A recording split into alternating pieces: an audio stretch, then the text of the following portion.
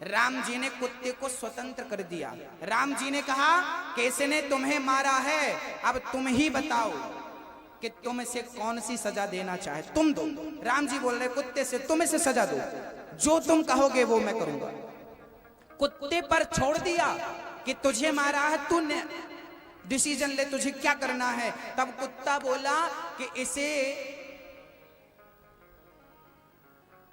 मुख्यमंत्री बना दो।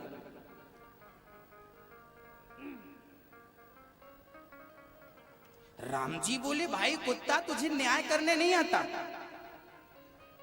इसे मुख्यमंत्री, ये भिखारी है और इसे मुख्यमंत्री बना दोगे तो ये कोई सजा हुई? अरे ये तो उसे वरदान मिल गया। कुत्ता बोला नहीं राम जी आपको नहीं पता, मैं भी पिछले जन्म में मुख्यमंत्री था। मुख्यमंत्री की कुर्सी में जो बैठता है ना, उससे नाना प्रकार के पाप होते हैं और उस पाप का फल फिर कुत्ता बन के भोगना पड़ता है। ये मुख्यमंत्री बनेगा तो उसके बाद कुत्ता जरूर बनेगा पाप करके, और जब ये कुत्ता बनेगा तब से पता चलेगा कि डंडा मारने का परिणाम क्या।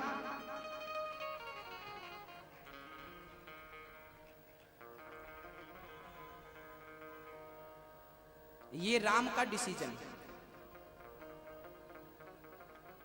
मुख्यमंत्री का अर्थ ये मत समझ लेना महाराज जी उस टाइम भी मुख्यमंत्री होते थे, ना ना, हाँ उस टाइम भी मुख्यमंत्री होते थे, मंत्री होते थे, मुख्यमंत्री भी होते थे, नहीं होते थे तो बड़ी पद, बड़ी पोस्ट, बड़ी व्यवस्था की बात करना मुख्यमंत्री कहना है। किसी क्षेत्र का राजा बना दो। सजा राम जी देते थे।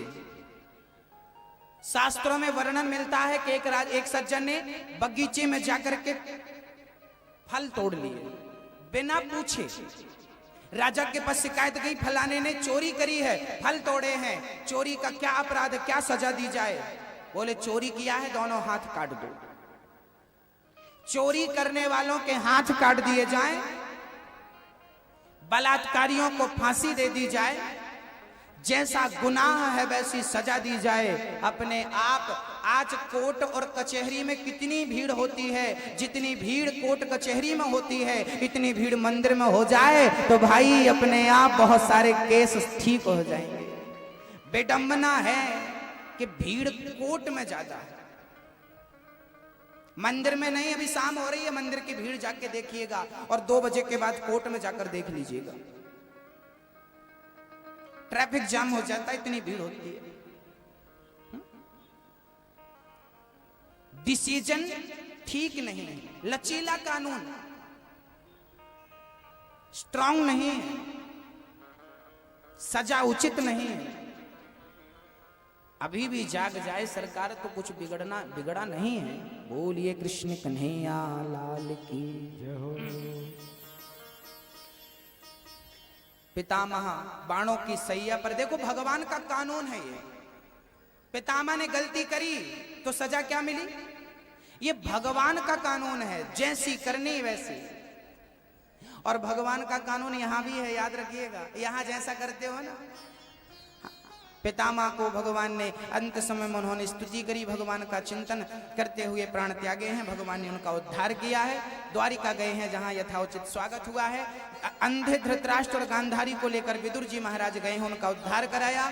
और भगवान श्री कृष्ण परम धाम को जब चले गए उसके पहले परीक्षित जी का जन्म हुआ है और परीक्षित जी महाराज ने बड़े प्रेम से अपने धर्म की ध्वजा लहराई है। जब भगवान परम धाम को गए, परम धाम को जाते ही कुंती बुआ ने सुना कृष्ण चले गए परम धाम को, वो चली गई और 5 पांडव स्वर्ग आरोहण के लिए निकल गए। कलयुग के पहले राजा परीक्षित बने। एक दिन परीक्षित जी ने एक संत का अपमान कर दिया और संत का अपमान किया उनके गले में मरा हुआ सर्प डाल दिया।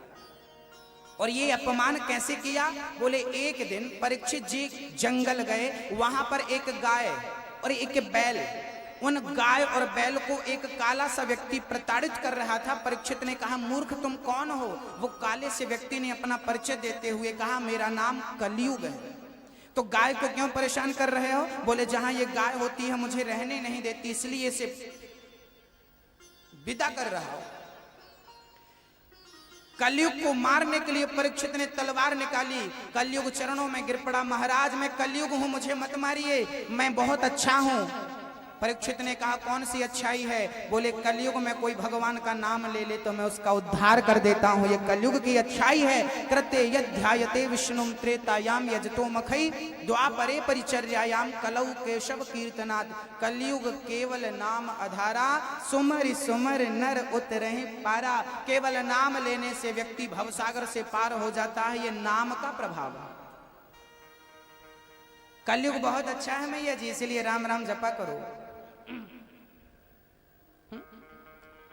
परीक्षित ने कलयुग को रहने के लिए 4 कमरे बनवा दिए यहीं गढ़ा में। कलयुग कहां कहां रहता है? 4 कमरे, 4 जगह रहता है कलयुग। संजीवनी नगर में है कि नहीं? कलयुग कहां कहां रहता? सुनिए, कलयुग का स्थान द्यूतम पानम स्त्रियः सूना। कलयुग का पहला ठिकाना है द्यूतम, बोले तो जुआ। क्या है ठिकाना दादाजी? जुआ। आप लोग खेलते हैं कि नहीं? बूढ़े बूढ़े लोग ज्यादा जुआ खेलते हैं, एक्सपायरी डेट वाले।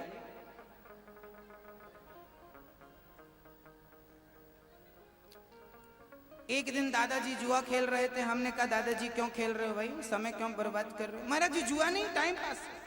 हमने कहा टाइम पास आप क्या करोगे, अब टाइम आपको पास करने वाला है, आप इस उम्र में भी टाइम पास करने चले। अरे भजन करो, राम का नाम जपो, कल्याण होगा। बच्चों के संस्कार मत बिगाड़िए जुआ खेल के। पहले के दादाजी अच्छे हुआ करते थे इसलिए नाती अच्छे होते थे, आज के दादाजी अच्छे नहीं है इसलिए नाती बिगड़ रहे हैं। नाती बलात्कार करने वाला भी तो किसी का नाती होगा, किसी का भाई होगा, किसी का बेटा होगा। बोलिए क्यों बिगड़ गया वो? उसके संस्कार क्यों बिगड़ गए? क्योंकि संस्कार बच्चों के बिगड़ते हैं तो दोष माँ बाप को दिया जाता है। परवरिश में कोई ना कोई लापरवाही की होगी आपने, जिसके कारण बच्चों के संस्कार बिगड़े हैं। याद रखना, अच्छे और सच्चे माता पिता वही हैं जो अपने बच्चों को ऐसे संस्कार दें कि बुढ़ापे में वो कम से कम आपका सम्मान करते रहें, आपकी सेवा करते रहें। ऐसे संस्कार अपने बच्चों को आप दीजिए कि वो आपकी सेवा तो करें, कम से कम मत करें किसी की ना करें, आपकी तो करें बुढ़ापे में। कलयुग का पहला ठिकाना है द्यूतम, जुआ। दूसरा ठिकाना है पानम। पानम बोले तो शराब। जहां शराब है वहां कलयुग है। आपके यहां पीते कोई शराब? शराब वाले तो ढेर मिल जाएंगे साहब, बड़ी विडंबना। आज के लोग कहते हैं, आप लोग सत्संग करने बैठी हो ना मैया जी, तो आपके बच्चे आपसे कहते होंगे 4 घंटे बर्बाद करके आ गई मम्मी। क्या मिला आपको? आपके बच्चे सत्संग करने को गलत समझते हैं और शराब पीने को सही समझते हैं। यहां 4 घंटे आप बैठे हैं ना, तो आपके बच्चे सोच रहे होंगे क्यों 4 घंटे बर्बाद कर दिए, और शराब की दुकान में लाइन लगा रहे होंगे। उनके लिए वो अच्छा है। ये बच्चों के संस्कार बिगड़ चुके हैं भक्तों। अच्छी को जब बुरी समझने लगे और बुरी को जब अच्छी समझने लगे, जब नीम का पत्ता आपको मीठा लगने लगे और दाल रोटी कड़वी लगने लगे, तब समझ लेना कि मलेरिया बिगड़ चुका है। जल्दी से इलाज कराइए, नहीं तो मर जाओगे। शरीर में जब बीमारी भयंकर होती है ना, तो कड़वी चीज मीठी और मीठी चीज कड़वी लगती है। बच्चों को जब अच्छी बातें बुरी लगने लगे और बुरी संगत अच्छी लगने लगे, समझ लेना कि इनके सर्वनाश का समय निश्चित है, नजदीक है। बच्चों के संस्कार मत बिगड़ने दीजिए मेरी माँ, समय है, बच्चे छोटे हैं, संस्कार अभी दे दीजिए, नहीं तो बुढ़ापे में बच्चे जवान हो जाएंगे, उसके बाद आप चाह करके भी संस्कार नहीं दे पाएंगे, नहीं दे पाएंगे। अभी दे दीजिए जब वो आपकी गोद में खेल रहे। बुद्धोहम सुबुद्धोहम, दीजिए संस्कार। मां मदालसा ने अपने बच्चों को बचपन में ही संस्कार दे दिए थे। मां मदालसा, मरती हुई मदालसा ने बच्चों के गले में एक लॉकेट बांध दिया और कहा कि जब तुम्हें विपत्ति आए इस लॉकेट को खोल के देख लेना। बच्चों को जब युद्ध में बड़ी पीड़ा होने लगी, वो युद्ध हारने लगे, तब उन्होंने वो लॉकेट खोल कर देखा तो उसमें मां ने लिखा था, बेटा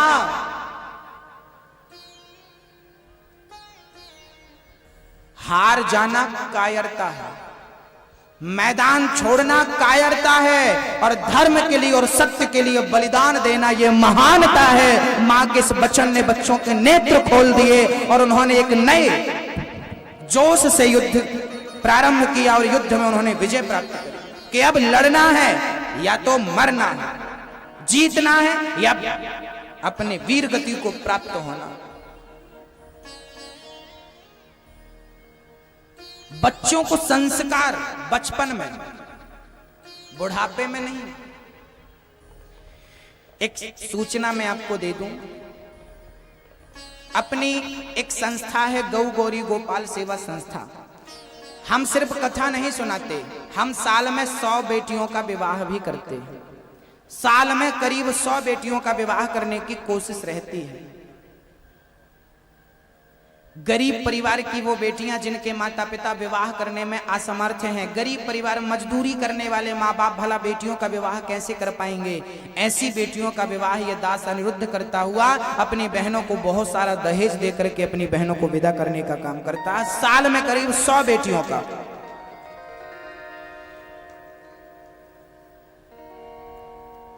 पिछले महीने में ना जाने कितनी बेटियों का विवाह हो चुका।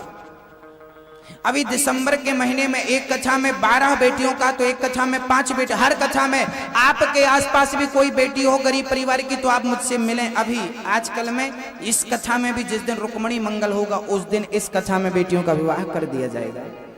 आपके आसपास कोई भी ऐसी गरीब परिवार से बेटी हो, आप हमें तुरंत सूचित करें।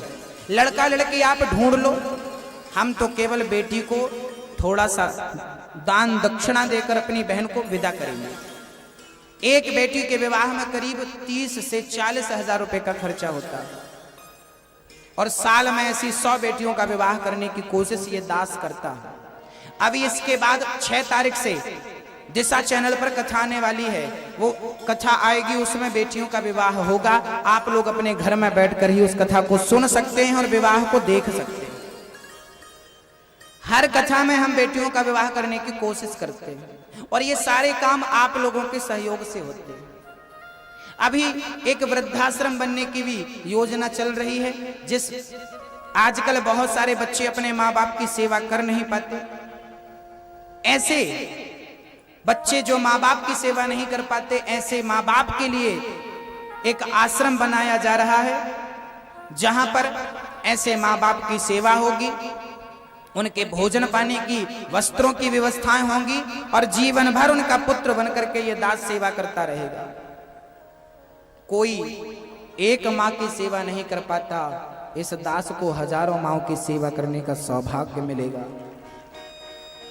आपको भी मिल सकता है, आप भी हमारे इस काम में अपने कंधे से कंधे मिलाकर आप हमारे साथ खड़े हो सकते हैं, लोगों को जागरूक कर सकते हैं। क्योंकि हमें जाना है भगवान के घर, मरने के पश्चात मुंह दिखाने भगवान पूछेगा क्यों रे तूने क्या किया? हम कह सकते हैं कि प्रभु हमने ये काम किए। अरे आप समझदार हो, पढ़े लिखे हो तो शराब की बोतल में नीचे लिखा है शराब पीना स्वास्थ्य के लिए हानिकारक है, वो क्यों नहीं पढ़ते? और पढ़ते हैं तो समझते क्यों नहीं?